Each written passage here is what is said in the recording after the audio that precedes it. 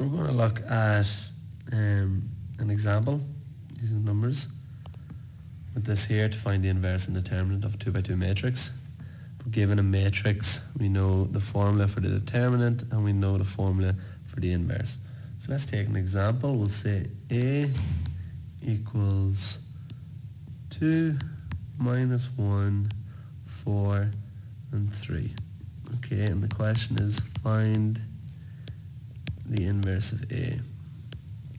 Okay, well we have to find, we know the determinant of, we know the inverse is going to equal 1 over the determinant. Now the determinant is going to be 2 times 3 minus B times C. So the determinant is the product along the main diagonal subtracted by the product of the other diagonal. And that's what we have there. Then we got to set up our matrix and we swap the main diagonal. So we get 3 up here and then we get 2 down here, and then we change the sign along of each entry along the other diagonal. So we'll get that there. So this will equal then, we have 1 over, well 2 3s are 6, and minus 1 times 4 is minus 4. So we have 6 minus minus 4, which should be 6 plus 4 is 1 over 10 by 3, 1, minus 4 and 2. And what we have here, I'll just do this in a different color pen. This is what's known as a scalar. So this is scalar multiplication.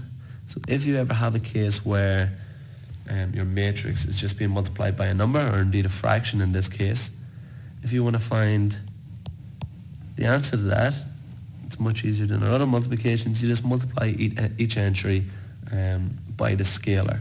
So we get 3 over 10, we get 1 over 10, we get minus 4 over 10, and we get 2 over 10. And that equals A minus 1. And again, we can check if we multiply A by A minus 1, we should get the identity matrix. Or indeed, if we multiply A minus 1 by A, we'll still get the identity matrix. That lets us know that the inverse is there, and that indeed, that's a check to check that A minus 1 is indeed the inverse of A. Once we get the identity matrix, we got a value for our determinant. We got 10. So that means this isn't a singular. A is not a singular matrix, which is good. And yeah, that's how we find determinants and how we find the inverse. So very useful. Slightly different now when we go to a 3 by 3 matrix, how we find it, and we'll be using that to solve vectors. But it's important to get this idea nailed in your head. Again, anything that we cover in any of these videos, feel free to post questions about them, or if you'd like anything covered or more examples covered in detail, or if I'm maybe not explicitly clear in some of the videos, feel free to get on to me to tidy things up or to clarify anything.